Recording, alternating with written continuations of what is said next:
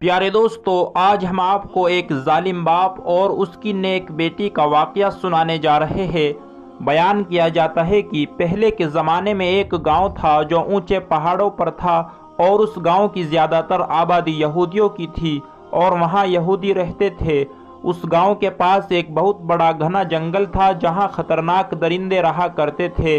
اس گاؤں میں ایک یہودی لڑکی اپنے باپ کے ساتھ رہتی تھی۔ وہ باپ اپنی بیٹی پر ظلم کرتا تھا، کیونکہ اس گاؤں کا رواج تھا کہ وہاں بیٹیوں سے بہت زیادہ نفرت کی جاتی تھی۔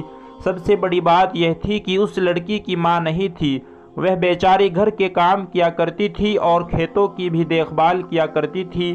اس کے پاس بہت سی بکریاں بھی تھیں جن کو چرانے کے لیے وہ پہاڑوں پر لے جاتی تھی۔ ایک بار بہت گرمی تھی، وہ بکریوں کے ساتھ پہاڑ پر گئی۔ اس نے بکریوں کو چرنے کے لیے چھوڑ دیا اور خود ایک پیڑ کے نیچے بیٹھ گئی۔ اس لڑکی کو نیند آ گئی اور وہ سو گئی۔ جب اس کی آنکھ کھلی تو اتنی دیر میں اس کی سب سے پیاری بکری نہ جانے کہاں چلی گئی تھی۔ اس نے دیکھا کہ اس کی ساری بکریاں تو موجود ہے، لیکن اس کی پیاری بکری غائب ہے۔ وہ پریشان ہوئی اور بکری کو ڈھونڈنے لگی اور بکری کا نام لے کر پکارنے لگی۔ اتنے میں بکری بھی ایک طرف سے بولنے لگی۔ جب اس لڑکی نے بکری کی آواز کا پیچھا کیا تو دیکھا ایک پیڑ کے نیچے وہ بکری بندھی ہوئی ہے اور پانی پی رہی ہے۔ وہ بہت حیران ہوئی کہ بکری کو یہاں پر کس نے باندھا۔ وہ قریب گئی تو وہاں ایک جھونپڑی بنی ہوئی تھی۔ جھونپڑی کے اندر کوئی بزرگ بیٹھے ہوئے تھے، ان کا چہرہ نورانی تھا۔ اپنی بکری کو لینے جب وہ قریب گئی اور اس نے اپنی بکری کو کھولنا چاہا تو وہ بکری وہاں سے ہلنے کو تیار نہ تھی۔ لڑکی کہنے لگی کہ اے میری پیاری بکری، کیا تم مجھے بھول گئی اور یہاں سے جانا ہی نہیں چاہتی؟ بکری اپنی زبان میں نہ جانے کیا کیا کہہ رہی تھی۔ اسی وقت وہاں وہ بزرگ آ گئے اور انہوں نے کہا، پیاری بیٹی، یہاں پر کیا کر رہی ہو؟ لڑکی نے کہا، بابا یہ میری بکری ہے، میں اسے پہاڑ پر چرانے کے لیے لائی تھی، لیکن یہ وہاں سے بھاگ کر یہاں آ گئی۔ اب آپ یہ مجھے دے دو، میں اسے لے کر چلی جاتی ہوں۔ اس سے پہلے وہ لڑکی آگے بڑھتی یا کچھ اور کہتی کہ اسے زوردار چکر آ گئے، کیونکہ گرمی کا موسم تھا اور اسے سانس لینے میں مشکل ہو رہی تھی۔ اس نے اوپر دیکھا تو اس کی صحت تھوڑی اچھی ہوئی۔ بابا نے کہا، بیٹی لگتا ہے تم بہت محنت کرتی ہو۔ اس نے کہا، جی بابا، دوپہر کے وقت اپنی بکریوں کو لے کر آتی ہوں اور انہیں چراتی ہوں۔ بابا نے مسکرا کر کہا، بتاؤ بیٹی تمہیں کیا چاہیے؟ اس نے کہا کہ کاش یہاں بادل آ جائے، ٹھنڈی ہوائیں چلنے لگے اور موسم اچھا ہو جائے۔ وہ درویش اللہ والے کہنے لگے، اگر یہی بات ہے تو تمہاری فرمائش ابھی پوری کروا دیتے ہیں۔ اس کے بعد انہوں نے وضو کیا اور ہاتھوں کو اٹھا دیا اور اپنی زبان میں کچھ مانگنے لگے۔ لڑکی نے غور سے سنا تو وہ کہہ رہے تھے، یا اللہ پاک ہماری اس دعا اور اس بندی کی دعا کو قبول کر لے، اللہ پاک ہماری سن لے۔ وہ بابا دعا کرتے جاتے اور روتے جاتے۔ پہلے ان کی پلکیں گیلی ہوئی، پھر ان کے منہ سے سسکیوں کی آوازیں آنے لگی، پھر ان کی آنکھیں چھم چھم برسنے لگی۔ وہ پوری طرح گڑ گڑا کر دعا مانگ رہے تھے اور وہ لڑکی ان کی حالت دیکھ کر پریشان ہو رہی تھی اور سوچنے لگی، زندگی میں بے شمار لوگوں کو دیکھا ہے لیکن اس طرح کسی کو مانگتے ہوئے نہیں دیکھا، اور عجیب بات یہ تھی کہ وہ نہ جانے کس سے مانگ رہے تھے۔ ان کا رونا بہت ہی عجیب تھا۔ پہلے تو وہ ڈر رہی تھی کہ بابا اتنا کیوں رو رہے ہیں۔ لڑکی پریشانی اور خوف کے مارے بزرگ کو دیکھے جا رہی تھی اور سوچ رہی تھی کہ یہ کیا کر رہے ہیں اور آخر کس سے مانگ رہے ہیں۔ اتنے میں اچانک وہی سورج جو ابھی اکڑ دکھا رہا تھا، گھور کر اسے دیکھ رہا تھا، وہ سورج کہیں پر جا کر چھپ گیا۔ ہوائیں جو بہت زیادہ گرم تھی وہ ہوائیں ٹھنڈی ہو گئی۔ ایسا لگ رہا تھا کہ کہیں برف گر رہا ہے۔ جنگل میں ہوا بڑھتی جا رہی تھی اور بہت سکون ہو گیا۔ ایک بادل کا ٹکڑا کہیں سے آیا اور لڑکی اور بزرگ بابا کے سر پر کھڑا ہو گیا۔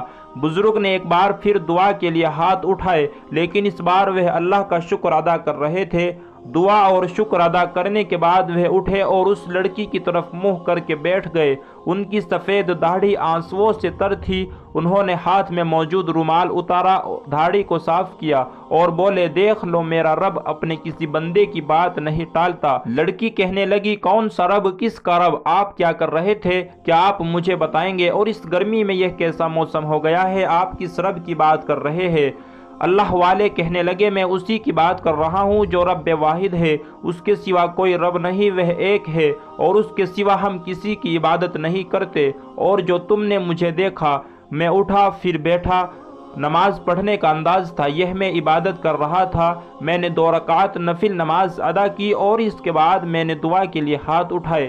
میں اسی سے مانگ رہا تھا اور دیکھو اس نے میری دعا کو سن لیا۔ تو وہ کہنے لگی یہ تو عجیب ماجرا میں نے دیکھا ہے، آپ مجھے بتائے آپ اپنے رب کو کیسے مناتے ہیں، وہ کیسے آپ کی دعا سنتا ہے؟ اللہ والے مسکرائے اور کہنے لگے میں نے یہ بات اپنی ماں سے سیکھی ہے۔ جب میں چھوٹا سا تھا اور بچپن میں کوئی بھی بات منوانا چاہتا تو میں رونے لگتا، ماں سے میرا رونا برداشت نہیں ہوتا تھا اور وہ تڑپ جاتی تھی اور مجھے گود میں اٹھا لیتی، مجھے چومتی تھی اور میری آنکھیں بھی صاف کیا کرتی تھی، میں جو کہتا تھا وہی کرتی تھی۔ اس کے بعد بزرگ نے بتایا کہ اللہ نے مجھے ہدایت دی اور میں عالم دین کے پاس قرآن مجید پڑھنے لگا۔ تمہیں بتا دوں قرآن مجید ہماری مقدس کتاب ہے۔ جب میں قرآن پڑھنے جاتا تو ایک دن مولوی صاحب نے فرمایا اللہ پاک ایک انسان سے 70 ماؤں سے بھی زیادہ پیار کرتا ہے۔ بزرگ کہنے لگے بس وہ دن ہے اور آج کا دن ہے، میں روتا ہوں گڑ گڑا کر مانگتا ہوں تو میرا اللہ جو مجھے 70 ماؤں سے زیادہ پیار کرتا ہے وہ میری جائز دعا سن لیتا ہے۔ یہ میرا کمال نہیں بلکہ اس رب کا کمال ہے۔ لڑکی کہنے لگی اس کا مطلب آپ جس رب کو مانتے ہیں اس نے ہی پوری دنیا بنائی ہے، مجھے اور آپ کو اور میری بکریوں کو بھی اسی نے بنایا ہے۔ نہ صرف بکریاں بلکہ یہ درخت، یہ پتے، یہ سورج، یہ چاند، اس زمین کا ذرہ ذرہ سب اسی نے بنایا ہے۔ یہ زمین سے باہر کی دنیا ہر جگہ کو اسی نے بنایا ہے۔